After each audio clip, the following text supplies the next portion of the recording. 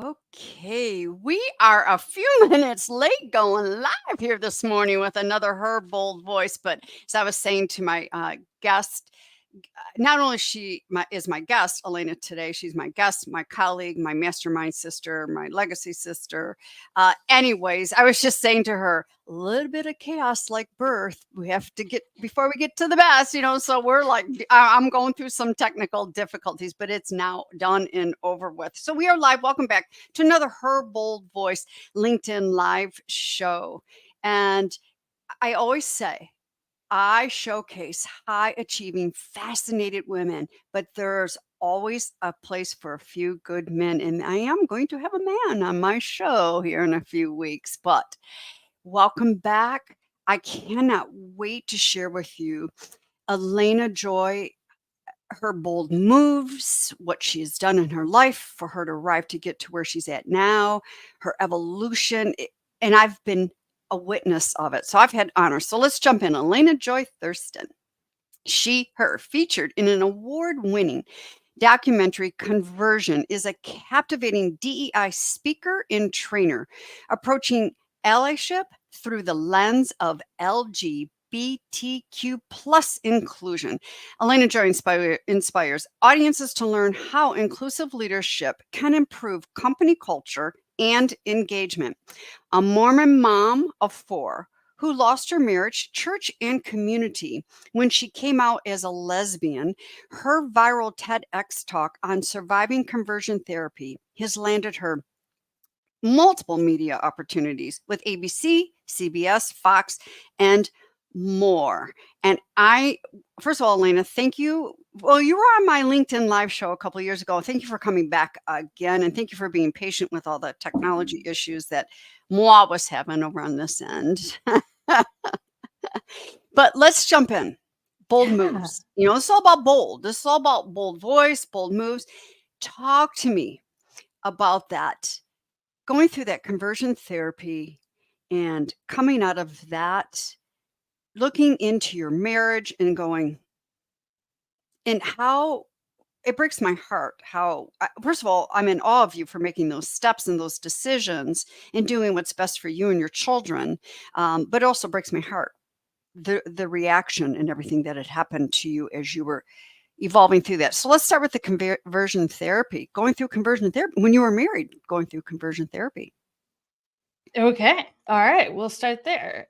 So let's define conversion therapy. So it's any practice whose goal is to result in a heteronormative romantic sexual attraction as well as gender identity. So it can be any kind of practice. It can be just talk therapy. It can be physically invasive type therapies. The one of the day back in the 70s and 80s, that was electric shock therapy up until the 90s. As of today, there are other techniques that are used because they're used on minors. I don't like to get specific about them because they're really disturbing.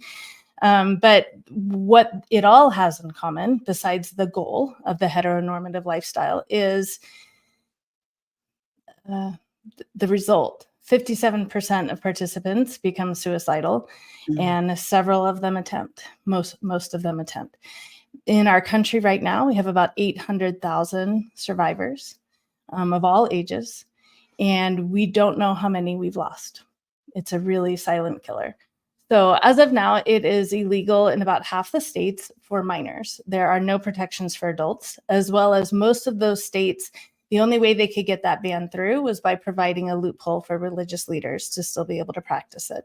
So is it an actual ban? No. Are people still very vulnerable? Yes. But I also truly believe that most parents and most religious leaders, once they understand what the consequences of conversion therapy are, then they no longer choose to practice it or choose to be involved with it. So I do feel like the bans are very good at educating people that it still exists and what the consequences of it are.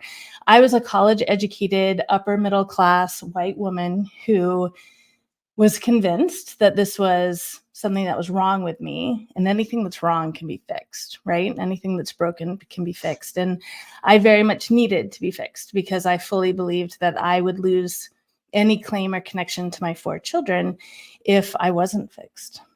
So I enrolled myself. There's no form that you fill out, that you sign, that says, okay, I'm aware that I might become suicidal by being involved in this. There's nothing like that, right? So what you're told is, yeah, therapy, specific types of therapy can fix this. Because what made you think that you're attracted to women is probably a result of some trauma that you experienced at the hands of a man when you were younger. And if we can heal that trauma, then you'll be straight again. And that sounded logical, and it sounded like what I needed to hear, right? And so I got involved. I enrolled myself 2 hours a day for 4 days a week. I was there 6 months later, and nothing had changed except for my will to live was gone. I was very #blessed, #privileged, however you want to look at it, and ended up that day in emergency services with real doctors, and for the first time in my life, real medication. And at that point, I found this sliver of hope that I clung to with everything I had, which was this idea that I fully believed at the time I wouldn't be able to be connected with my children for eternity. But what I could do is prevent them from having the memory of attending their mother's funeral in this lifetime. And if I could do that, then I would have won. And that became the absolute and only goal, was to stay alive so that I could prevent my kids from having that experience. And it was exactly what I needed. And it was the only focus that I had as I made some of those bold moves like I stopped going to conversion therapy and I filed for divorce and I moved out of our family home and on my own for the first time since I was 20. At that point, I was 38. We had been married 18 years. We got married when I was 20. He was 21. I mean, I look back, I have a 21-year-old now and I have a 19-year-old now. And I think Babies. if they came home to me, right, and told me that they were engaged and wanting to get married, which in our culture at that time, it was so celebrated, and it still would be for them on their dad's side of the family. It would be utter celebration that they had found someone to spend the rest of their lives and eternity with at 21.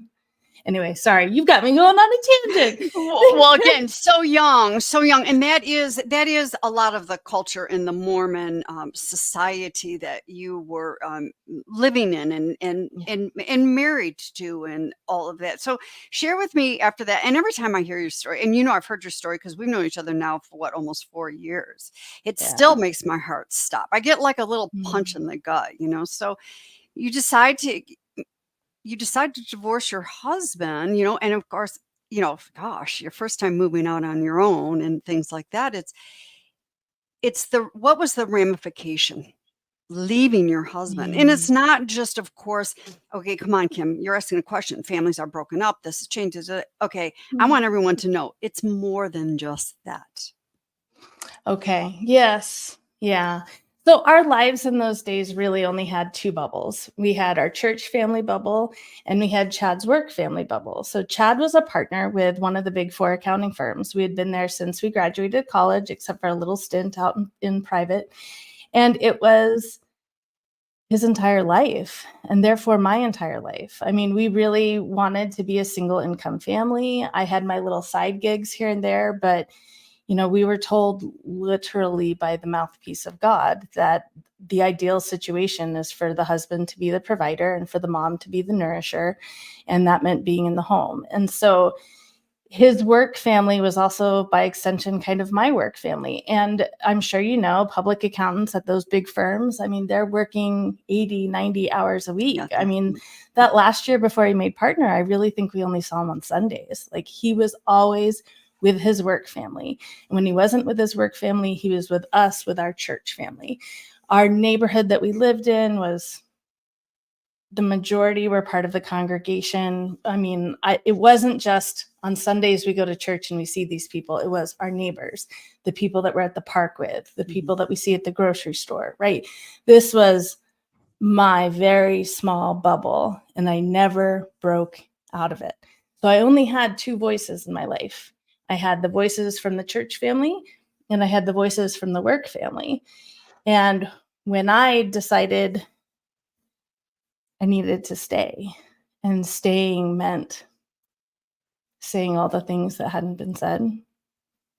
It meant really examining what is equity in a marriage, because it wasn't fair to him. It wasn't fair to him to be connected eternally with someone who wasn't attracted to him. That's not fair. That's not a marriage. And it wasn't fair to me, to the fact that I was 38 and didn't know who I was. And I wasn't allowed to ask those questions because the answers had already been provided. I was a daughter of God.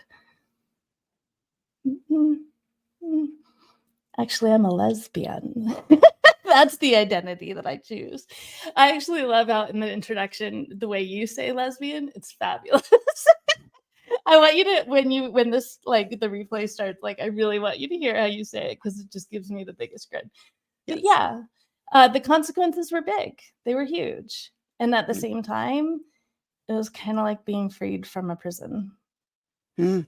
Yes, but that freedom from that prison of losing all your family members, not the children, not the kids, the family Mhm. members, the congregation. I mean, because that's not a belief, that's not a support, that's not an identity within the congregation that Mhm. you were in. So you, and when I met you, you had only been what, a couple of years? Was it a year or two of being divorced when we met almost 4 years ago, coming up to 4 years here, and it's been so amazing when you and I stepped into the amazing mastermind that we were in, to where you have grown and evolved now. I want everyone to know this. I always tease, and it's not a tease. I always say to Elena, I should have got your autograph back then, because man, you are on fire with around the DEI, which DEI, let's just say it.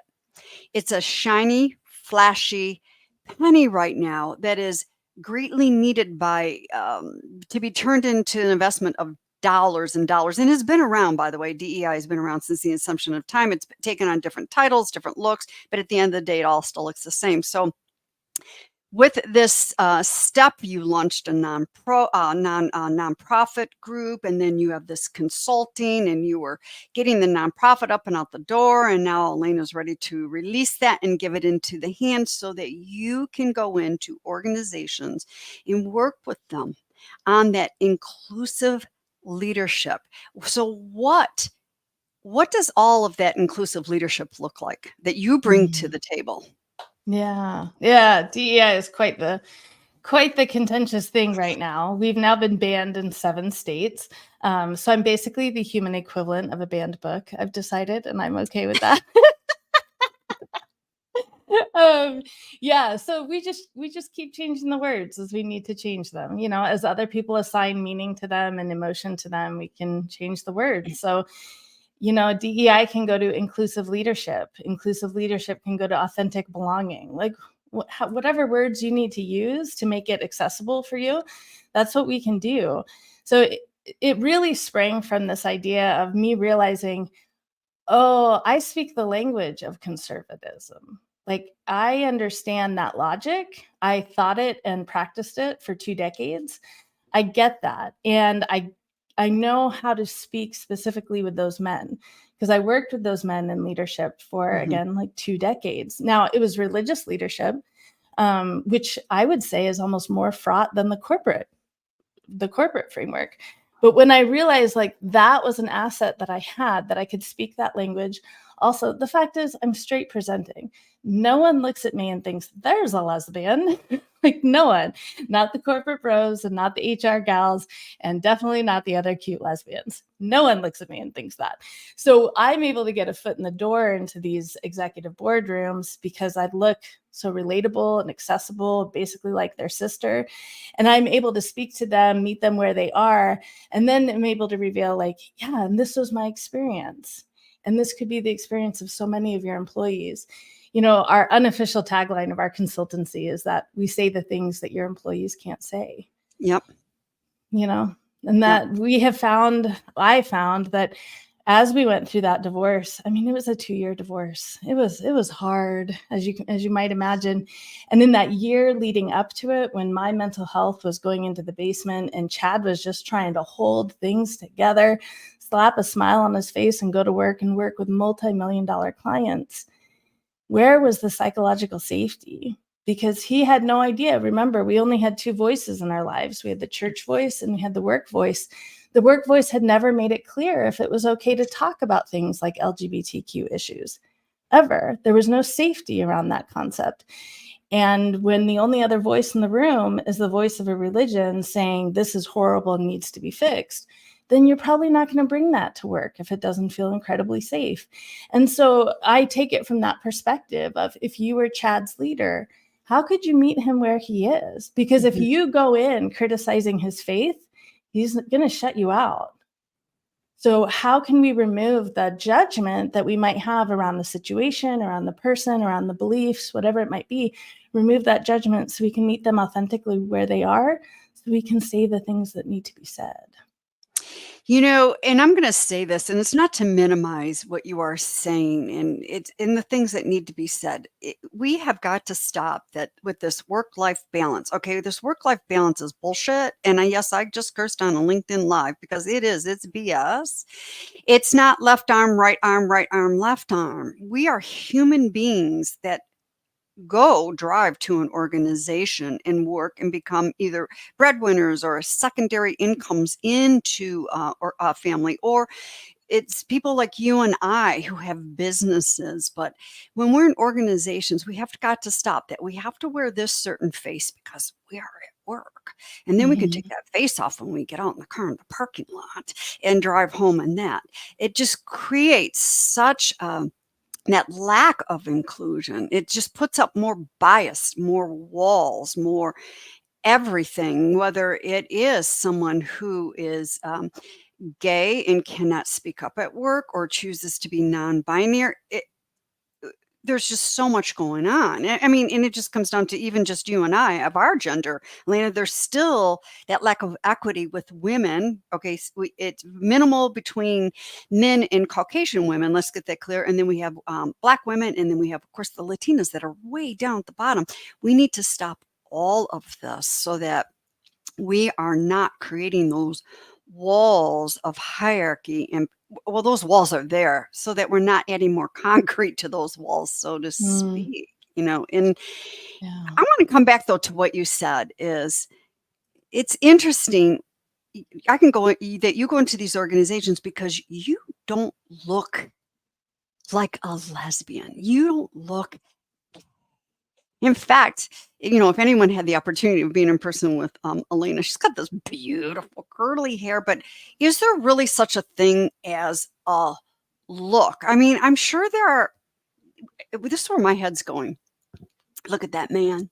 He's got more feminine features than masculine features. Look at that woman. She's got more masculine. That doesn't mean people are gay because they're carrying more testosterone or estrogen or whatever, not to minimize this conversation, but what happens if you did? I don't know. What is that look? I don't know what that look is of looking like you are a lesbian. I mean, why wouldn't you be able to still go into these organizations and go ahead and nugget me if I'm going down a different road here?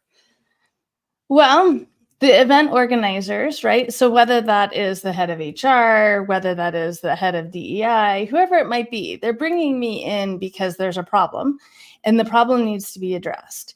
And when people who have the problem also have barriers up, right? Barriers of learning up, those barriers, like you referred to earlier, can get more concrete added depending on how they perceive the teacher of the new information. Right.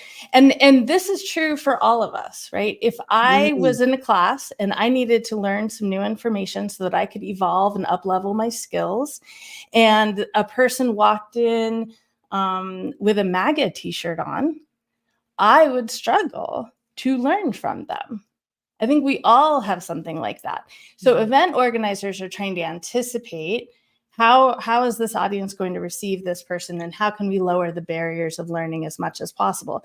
And then when I come in, I have to do the same thing. I have to think about, what are the jokes that I'm telling? What are the stories that I'm telling? What are the analogies that I'm making for this specific audience? And trying as much as I can. No one can be perfect at it, but trying to remove barriers to learning as much as possible and not put extra ones up through a story that I tell, right? That's part of the whole meeting them where they are thing. So, and the fact is, I mean, inclusive leadership is about radically acknowledging reality. And the Mhm. reality is there's an incredible speaker and trainer. Her name is Ebony Bell. She is a Black lesbian woman that ran an incredible magazine for over a decade. She goes into colleges and organizations. But the fact is, she doesn't have access to the ones I do because she's a Black, masculine looking lesbian woman. And the stereotypes that are made about her create barriers of learning. Now, I am very clear. I am not an anti-racism educator ever. I learn from amazing anti-racism educators Yes. every single day, but I am not one of them. I am the person that gets called in to work with those leaders because sometimes they need someone who looks and sounds like me so they can start that process of unlearning and begin the process of learning authentic skills. And that's I get it. And I understand. I just wanted to make that clear for the audience. I Yeah. understand when you are walking in. Yes. Just you alone of how you look. And again, I get a little tripped up on, okay, let's look at that person and let's judge. We all do it. I mean, come We all on, do. our eyes are here. The sky's blue today could be even a form of judgment, not to minimize this, but you coming in with, I'm sure, a room full of not just men, and I'm sure, it is male dominant, and especially in the leadership still in our 21st century. We're still going through this, but Yes. it's Yes. beautiful that you are walking in as a white woman that does not carry more of those masculine features that would maybe be possibly throw up the defenses right away, and you never know what's going through their heads. Oh crap, here we go again. I got another white woman standing in front of me who's a lesbian who thinks she's going to change me about all of Mm-hmm. this stuff. Yes. So Yes. I understand how that is, and you're right. There are women out there, there are men out there that are delivering some great content that might Mm-hmm. not fit the boring societal norm of what a human being should look like. I just took a deep breath because Right? It's wild that what's assigned to them, the speakers that we all actually really need access to, what is assigned to them is that they are controversial, literally based on their look. And I will get the same thing. My applications to many conferences and speaking opportunities, my applications might go further in the process than our people of color, our trans and gender diverse people. My application might get further, but there are definitely more moments than not where that event organizer is still saying, mm, yeah, she's pretty controversial. We're not going to even risk that. I mean, I'm thinking about just the National WeBank conference that happened recently, speaking to someone who was there. I was not. And her thoughts were half the classes were about AI and none of the classes were about DEI at a women's entrepreneurship conference. So we are at this time, weirdly, where the information we need the most to change the reality, we don't get access to because no, someone has labeled it and positioned it as controversial. it's controversial with the DEI and all of it. Yeah, and I agree with you. This is a really hot item that AI, Chat GPT or GPT. I always say GB, whatever. I'm just. Those people that are presenting on those topics they're on fire. It's going to be on fire. Let's see how long another thing can last here. When again, DEI, and call it whatever you want. Like I said in the beginning of the show, this has been around since the damn inception of time.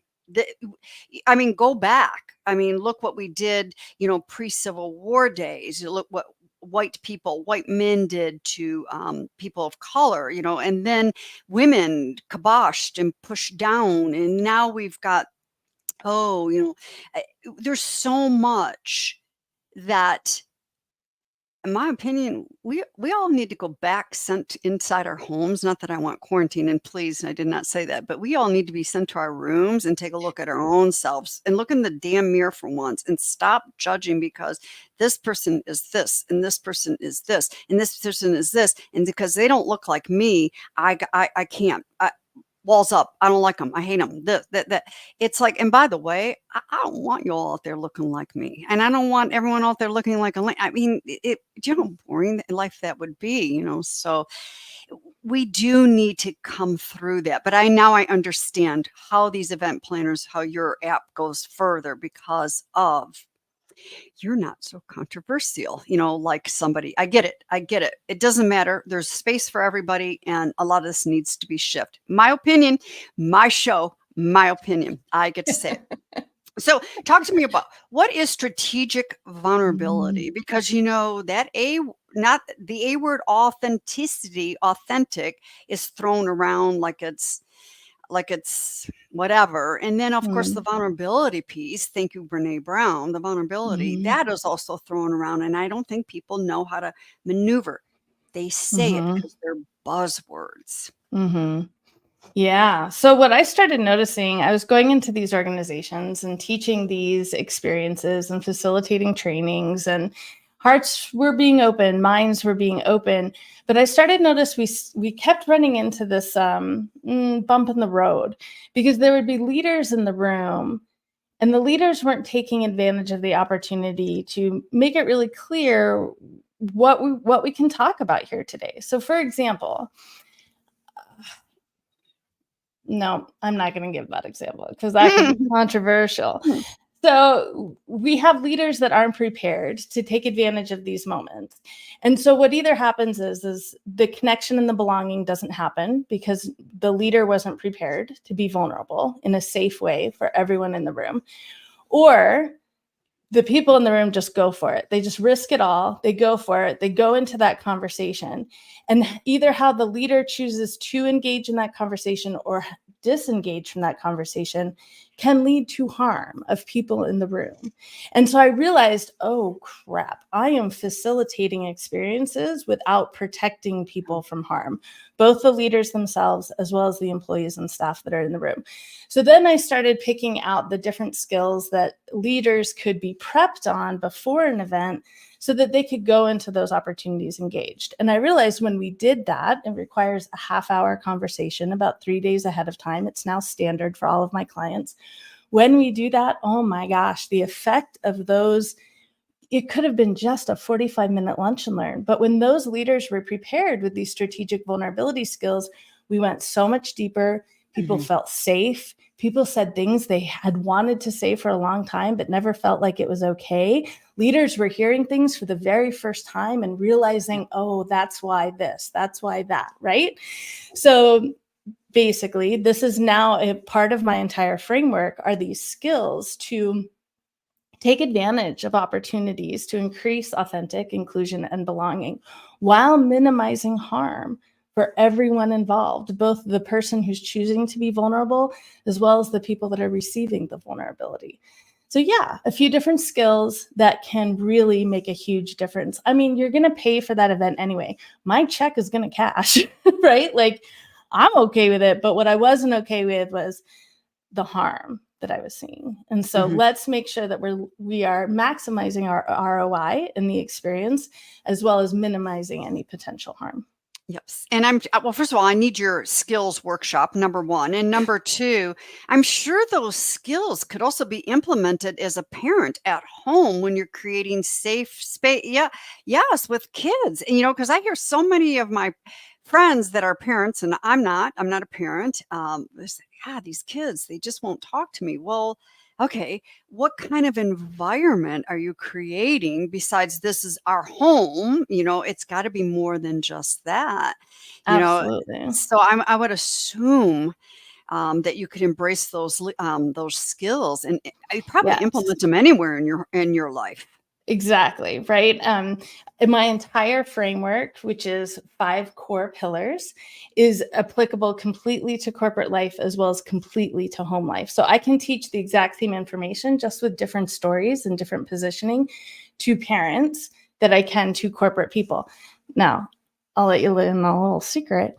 Oh, yes. Go, going into corporate and doing the work that I'm doing, I have realized that adults' minds are most open at work because there's peer pressure and other pressure to make sure that our skills are on the up and up, right? To make sure that we are socially received in a positive way. I mean, that's just real. So when I realized, oh, that's where they're going to learn. Because when I was going into schools, when I was talking to parent groups, Mm-mm. right, the ones that were ready, they were learning.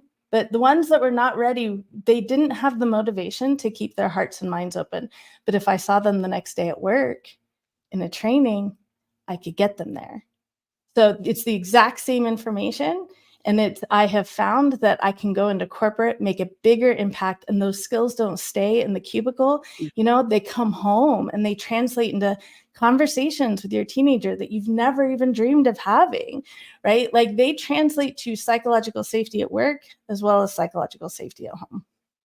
That's a really interesting perspective. I never even thought about that, but it's like we have to perform. We're performance driven when we're at work in our organizations, whether we're in the car, driving to the brick and mortar, or logging on, and whatever the case may be now in this society that we live in. But I never realized, I guess we do kind of let things go when we get home, and we can even numb out. There's always the remote, the TV, the social media and stuff like that. So I never realized that, but at least you're getting to people That's that right. way. So I did say this. I'm going to say this one more time.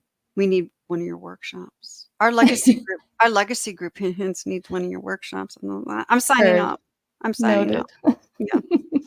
Let's do it. Let's make that happen. I mean, come on. Absolutely. I mean, we all support one Absolutely. another in there, but that's really cool. So how can you give us like a little nugget of those strategic things that you use, and how can we on this show Yes. today, can I walk out of here today and implement one thing to start upping my game in my day-to-day leadership? Absolutely. In fact, I'm going to give you 2. Are you ready? Okay. I get Okay. bonus. Yes, because you're special. So we have to start with the foundation. I call it the power differential. And it's the reality that the person in the room who holds more power and influence takes on less risk when they choose to be vulnerable. And the vice versa is true. The person with less power and influence in the room takes on more risk when they choose to be vulnerable. Therefore, if you're the person with the most power and influence in the room, and it's time to be vulnerable, if there's an opportunity to be vulnerable, it's on you to break the vulnerability barrier first. Because if you don't, why would your people take that risk? If you're not willing to take that risk, why would they? True. So the power differential is the foundation for strategic vulnerability. Understanding the more power and influence I have, the less risk I take on when I choose to be vulnerable. So from there, let's talk about breaking the vulnerability barrier. A very easy example is I get hired a few times a year to go into a company to do their Pride Month talk or their LGBTQ History Month talk. And so I come in and I give a great talk. I'm a good speaker. We laugh, we cry, hearts are open, minds are open. And then I finish. And then what inevitably happens is either the leader or the poor schmuck that the leader tapped to head up the event will come up to me and say, "Thank you so much for your story, Elena. That was beautiful. Thank you for sharing that. Does anyone have any questions?" And everyone does, but no one has any idea if they can ask the actual questions they want the answers to, because the leader in the room with the most power and influence didn't take the risk. Why should they? So we have nothing to go on versus a leader with strategic vulnerability skills. I always break it into levels because in some situations, we just don't feel confident. And so let's say that you are a person that, okay, you're the leader, but you have almost no confidence in talking about LGBTQ plus issues. And now this amazing Pride Month speaker, thank you very much, has spoken about it for 45 minutes. And you're the leader, you know you need to break the vulnerability barrier, but you have no confidence in talking about queer issues. Here's an example of what you can do. This is this first skill, level 1. Find the universal theme. So that leader could say something like, Elena, when you were talking about how you had to completely rebuild your community. And so many of us in the room have had to do that, whether it was when we were kids and we were a new kid at a new school, or whether we had to change jobs and now we're in a new city with nobody, going off to college. So many of us have had to rebuild our community. Can you tell us more about how you did that? Beautiful question. It gets real deep. That's not water cooler conversation, but it doesn't feel risky. It didn't even address LGBTQ issues directly, right? And yet we can have this really beautiful, juicy, connecting conversation around it. Now, let's say you're a leader who wants to go there. Let's really connect on this issue. That leader could say, Thank you so much for your story, Alina. Really appreciate it. I have a question. Someone that I really love and value also lost a lot due to homophobia. And I was standing by and watching this happen and having no idea what I could say or do to support them. Can you share with us what someone can do to support someone they really love who's losing a lot due to homophobia? Oh my gosh, that's an amazing question because it goes right to the heart of the matter.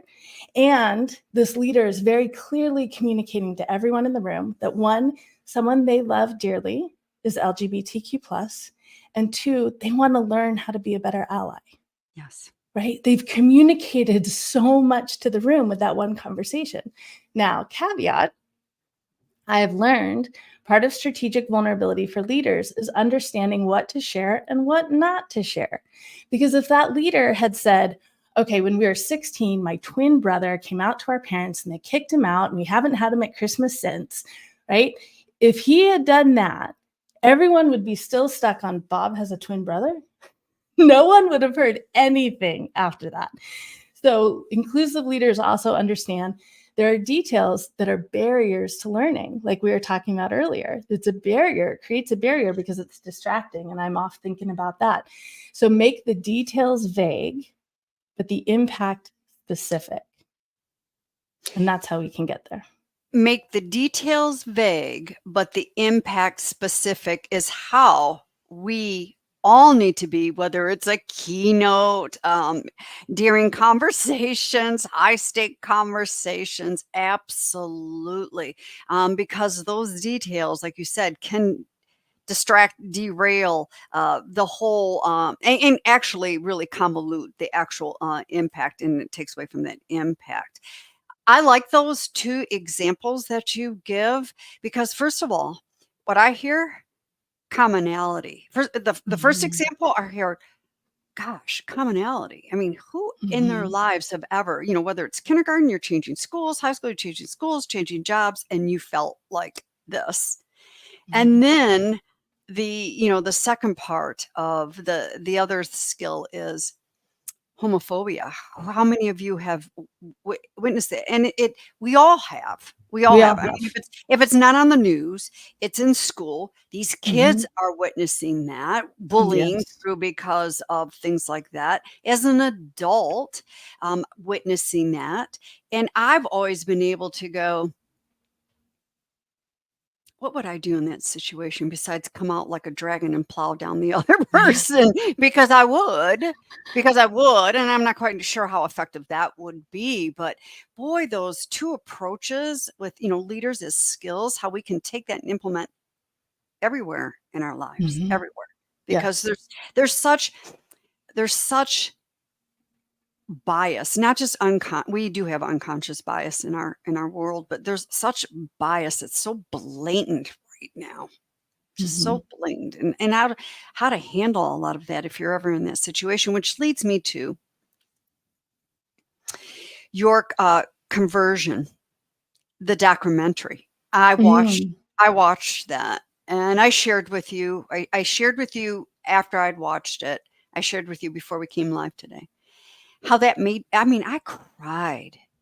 I cried to hear the stories of these people and how these amazing humans were being treated by their families, and and one, and I don't remember, and I know the names, and I don't remember the names of everybody that was in this documentary, but how one was really starting to slowly repair the relationship with the father, the father slowly coming around, and then how others were like, you're like I'm not to minimize, but you're like a third-eyed monster, and I'm going to just disown you, which, okay, newsflash, as parents, yes, we have minor kids. You are responsible. You don't really own them as your offspring, So how did you evolve and get into that documentary? And Mhm. first of all, I think it's a documentary everybody needs to watch, because for me, it wasn't about me, of how I would handle situations. I got to hear it from the people actually eating, living, and breathing this. And it broke my heart. It really broke my heart. Mm. Yeah, that was an intense experience and one that's still ongoing. The movie will be on a streaming service in the next few months. I'm not able to share which one yet, but it will be accessible for everyone. And for me personally, what it was I had a Google alert about conversion therapy because I was starting to dig into it, realizing, oh, this is what I went through. And finding the stat from the Williams Institute that came out in 2020 that 98% of survivors deal with lifetime suicidal ideation. And that was actually really, really validating for me because as much work as I was doing, I was still very much struggling. And so I was looking more and more into conversion therapy so I could really understand what had been done to me. And that Google alert came up that there was a ban being debated in Kentucky, in Louisville, Kentucky.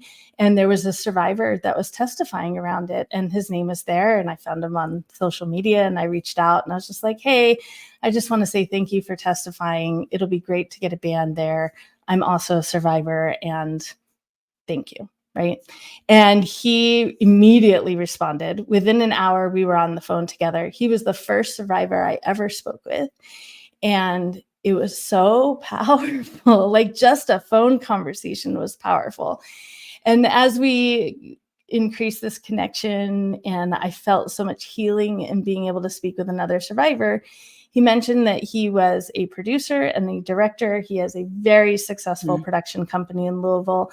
And he was putting together a documentary for his own self. He's like, kind of for the healing. And I was like, I absolutely get that because there are many documentaries and movies about conversion therapy, but none of them were produced and created by survivors. Mm-hmm. So many of them were giving the mic to the ex-conversion therapists so that they could explain what they had done and why. None of them were done by and for survivors. So, and it turned out I was the only female survivor that he knew. And so he won, and there's actually not many of us out. I mean, there's not many of us speaking about this publicly. The fact is once you go through this experience, it can be incredibly hard to speak about publicly, especially to speak about testifying in state houses where you have committees of people looking at you like you shouldn't be here. You don't deserve to be here. So there's not many of us that can do it. I'm very, very lucky that I'm very well skilled in public speaking skills, and I have many safety precautions put into place for myself. And so I take that really seriously, and being able to work with my friends at Chronicle Cinema on this movie has just been life-giving. It was such an amazing, well-deserved opportunity for you, just taking you into the next level of your personal healing and to be able to talk about, give voice to this particular topic and area, which I think our society knows that there's conversion therapy, but not the average person understands what that really is and what that really means and the damage that is done to humans. And again, not to minimize, but it goes back to seriously, I mean, who says anybody is wrong with anybody? Why do we have to take on that? Like I always make joke, my Athleta favorite pair of buttery Athleta yoga pants, and we wear that like we're wrong. So of course we're so deeply wrong because society or whoever is saying this, that we go on to these other things. I'm so glad you had the aha moment that day of, and I don't want my children attending my funeral because I chose to take my life. I want my children to elevate up, and let's go through some shifts here and to be able to walk away with conversion therapy and go, there really is nothing wrong with me. It's your choice of partnership, your lifestyle, and it doesn't make you or anybody wrong. It's the indoctrinated societal beliefs that's pounded into us that we look at other people and say they're wrong.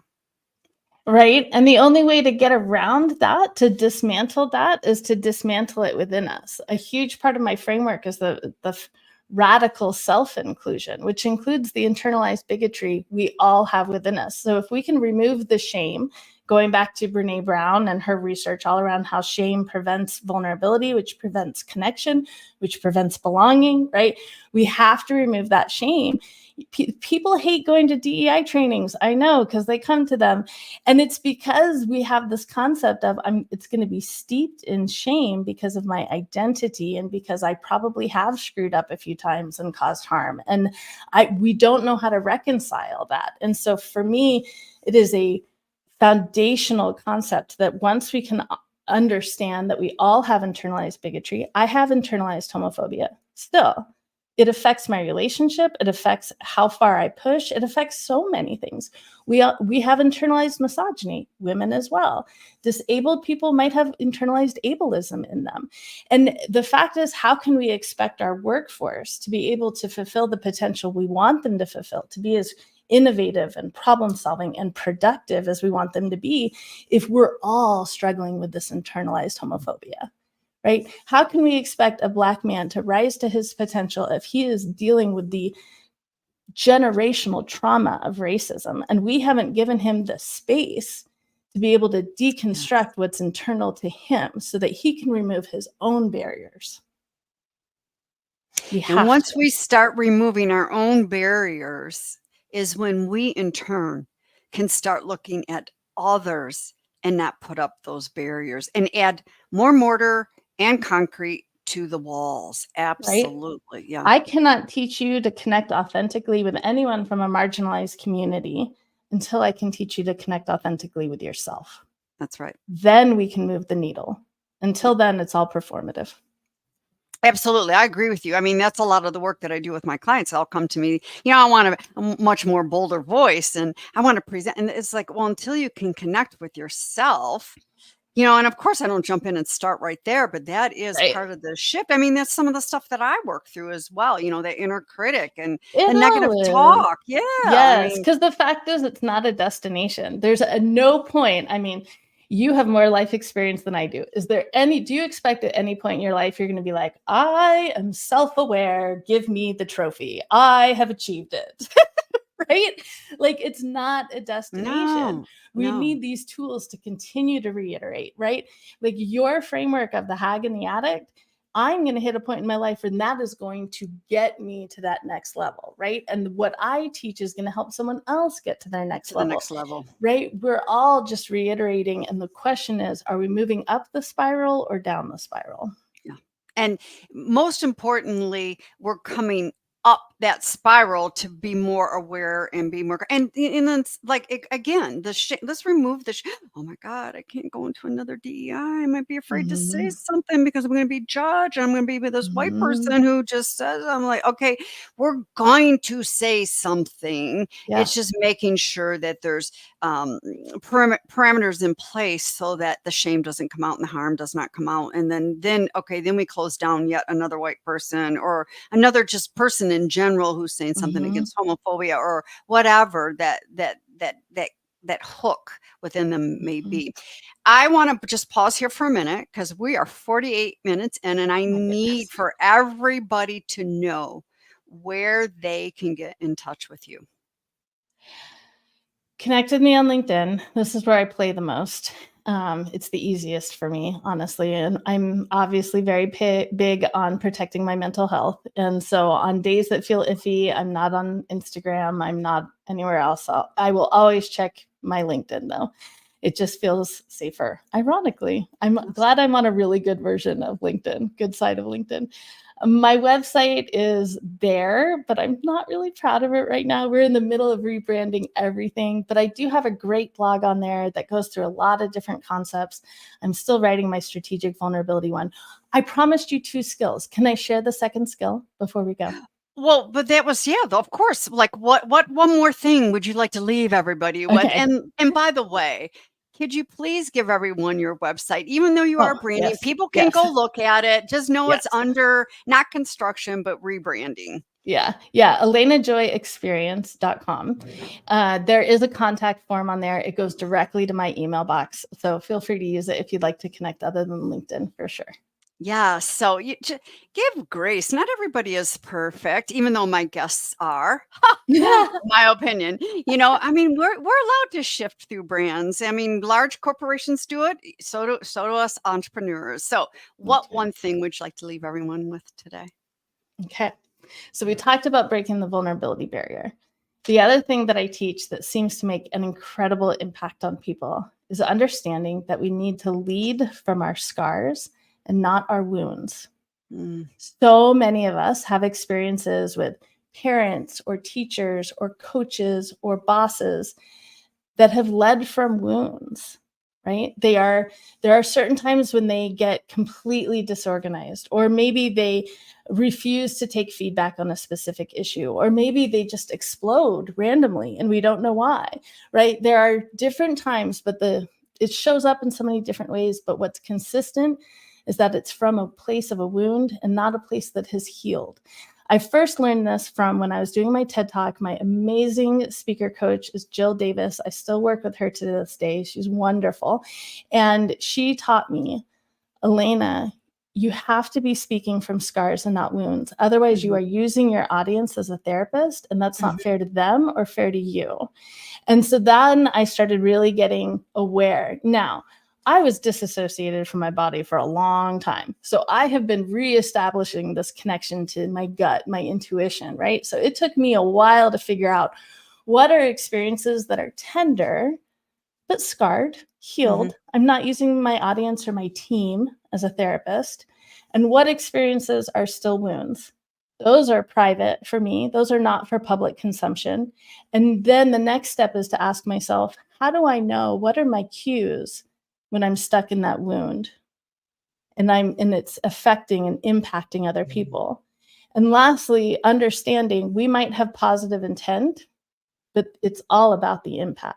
No one cares about the intent anymore. We have to stay focused on that impact. And so that impact can be a good cue for us to look back of, wow, I had really negative impact in this, we'll say, team meeting. Why was that? And going back, it might reveal that we were coming from a place that was a wound and not a place that was a scar. Yes. And we Yeah. all should be coming from a place of a scar. That wound, that open cut needs to go through a journey of healing for ourselves in the privacy. And then one day when it does come to a scar, that's where we can start using it That's as right. stories, That's right. analogies, examples. Yes. Yeah, so if I could get a lot of women when they go on a stage, if they could just come from a scar and not from the wound. And you're right. Our Mhm. our audiences, our teams are not our therapists. They are not our therapists. That is not a place to be presenting a lot of that. Oh my gosh. I could just go on forever. We have a good time together. We do. Thank you so much for joining me today. And again, hint, hint, workshop and the tips that you gave away, the skills that you gave away, and the elevation, the attention of around these topics, and of course, your beautiful story. That it is a beautiful story, and it is no longer a wound; it is a scar. And you Mhm. so powerfully share that. And we all have so much to learn, perfectly imperfect, around these topics. So thank you, Elena, for coming on with me today and sharing all of this. I so appreciate you. Thank you. Thank you. This Every is beautiful. Yes, everybody, please, if you're not connected with Elena, get on over there and connect. You heard her, LinkedIn, and then go check out her website, and then go check out our website again, which has gone through the branding. I just love it. We got to do some support. Join me right here, same place, same time next week with another guest on Her Bold Voice LinkedIn Live. We only have, I do believe, 3 more shows to go. Season is done because at that point, I'm going to be with Elena in person in Las Vegas at the end of April. I know I cannot wait. So well overdue because I missed it last year. Can't wait to see everybody. So, everyone get out there, claim your bold voice. Please do it perfectly imperfect, and most importantly, unapologetically. 'Cause you don't need to apologize because you are speaking up. So, make it a great day, everybody. Take care.